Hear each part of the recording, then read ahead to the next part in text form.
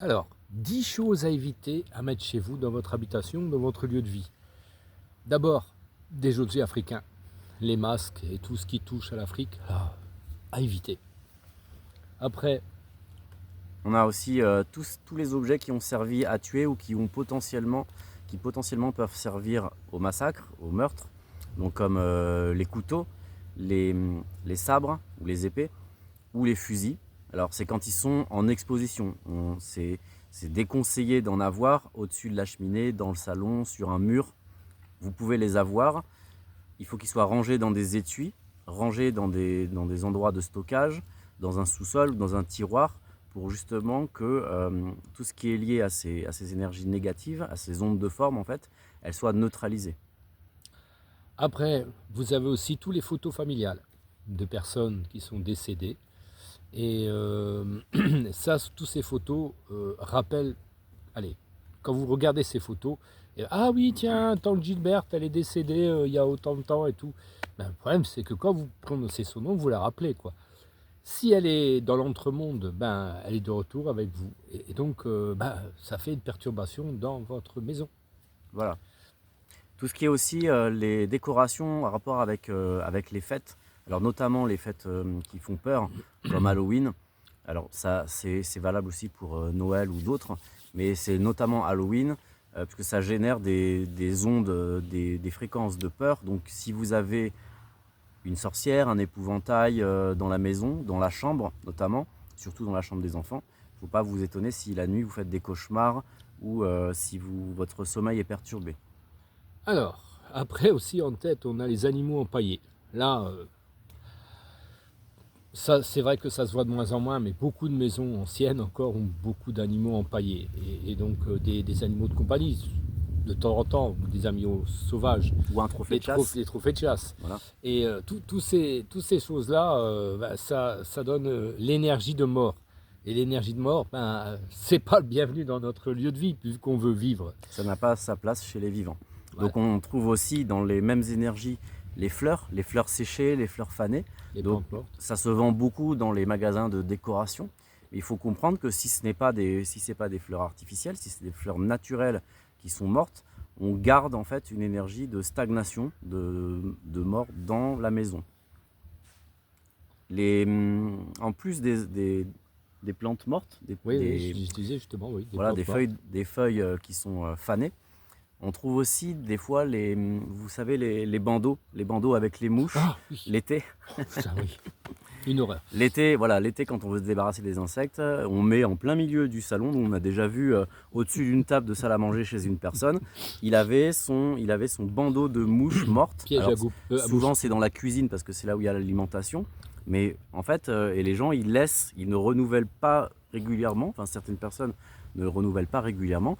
Et Ça fait un cimetière. voilà, tous ces ailes, ça fait un cimetière pour mouches. Donc vous avez un gros cimetière en plein milieu de votre salon ou de votre cuisine. Donc voilà.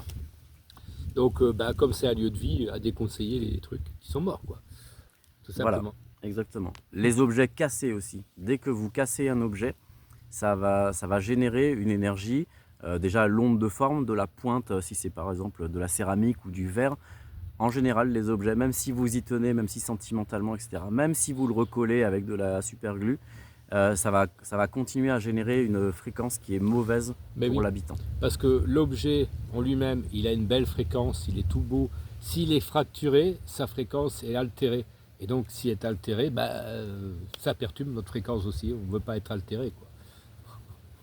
On va parler aussi tous les objets religieux. Alors si on parle pas des gens qui ont une croyance ou une religion, on va parler de brocanteurs ou de quand on va sur un vide-grenier, on va chiner, on va dire oh la belle croix, oh le beau chapelet, oh le beau baptistère, oh le beau La Vierge Marie. voilà. Ou même des personnes qui peuvent se dire tiens lui il vend une pierre tombale, j'aimerais bien la mettre en décoration dans mon jardin. Ben, en fait, tous ces objets qui sont connectés à des égrégores religieux, à des énergies qui sont contradictoires, en fait, elles n'ont pas leur place, elles ont leur place dans un lieu de culte et non pas dans un lieu d'habitation. Donc ça Voilà, peut ouvrir des portails c'est ou ça. créer des perturbations. Ils ne sont pas à leur bonne place, quoi. Voilà. Tu peux parler des livres? Ah oui, alors, les livres, ça c'est c'est pas mal parce que Vous avez plusieurs sortes de pollution dans ce livre. Vous avez le thème du livre qui fait une certaine pollution, si c'est politique, tout, donc on rentre, ou religieux, ou de grosses batailles, on rentre dans des égrégores, des formes pensées qui ont un gros impact sur nous. Et après, on a aussi l'énergie de ceux qui l'ont fabriqué et de la personne qui a écrit le livre. Si la personne, je vais dire quelque chose de méchant, donc on parlait de l'auteur du livre. L'auteur du livre est aussi très important parce que quand il est chargé, je veux dire en dépression ou quoi que ce soit, parce qu'il écrit un thème un peu particulier, et bien tout ce thème, cette énergie, elle est là. Et donc vous prenez le bouquin, vous rentrez dans cette énergie. Et donc si c'est une énergie, je veux dire, qui descend, bah, vous descendez avec aussi. Donc très important de nettoyer les livres et ne pas les mettre en exposition, surtout ceux-là, ne pas les mettre en exposition. On les met à part parce que tout simplement ça affecte le quotidien. C'est valable pour un auteur, que ce soit un bouquin, un artiste, un photographe, donc un artiste qui a peint des tableaux aussi, il a mis toute son énergie, qu'elle soit positive ou négative, dans le tableau, donc on met ça dans notre chambre ou placardé à un mur.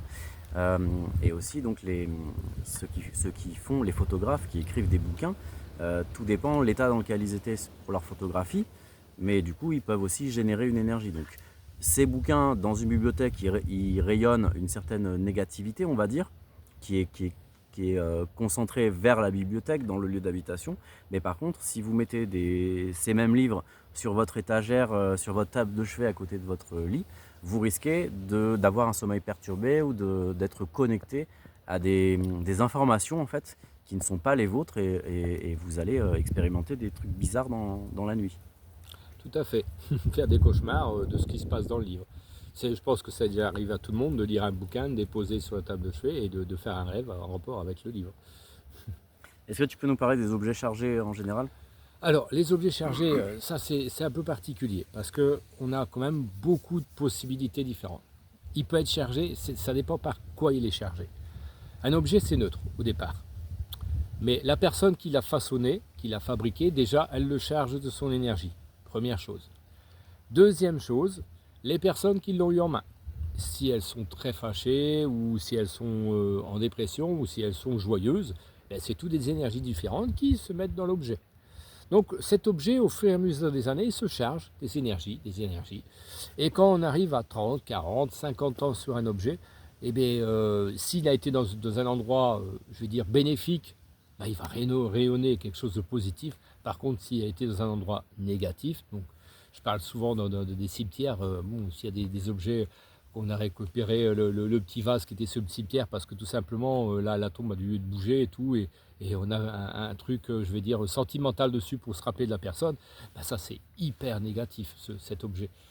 Et donc tout ce genre là je donne un exemple, mais il y en a plein d'autres, plein d'autres. Souvent les objets sont négatifs, donc il faut les nettoyer ou faire une géobio de la maison complète, et là on fait un nettoyage complet de la maison de tous les objets.